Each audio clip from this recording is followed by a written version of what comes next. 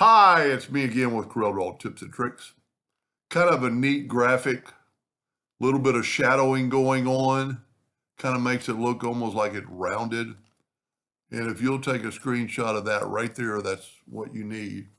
We're going to start with the text tool, and I'm going to just type out a capital O, and I'm going to make it bigger. And I am going to go to object, convert to an outline, left click, didn't have anything selected, left click, right click. Now, you don't have to do this, but we could measure this. And we're going to go from, okay, let's select it and go up to object and convert it to a curve. And when we do that, now get to the node, and we're 7.12. You could do this manually, but you could set your nudge factor 7.12. And we're going to make a duplicate of that and move it over and see it put it perfectly. Now I'm going to take that, I'm going to go up to effects and contour. I'm going to contour the outside 0.2 with rounded corners. Doesn't really matter in this case because all the corners are rounded.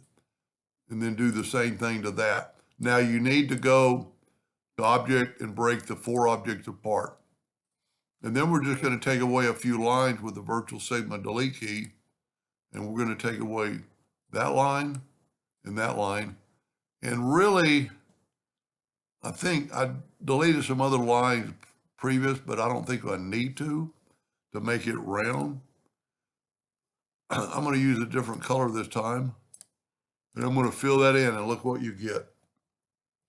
Kind of a neat pattern regardless of what we do with it now. But I'm going to have it selected. I'm going to get my shadow tool, which is underneath your shadow drop.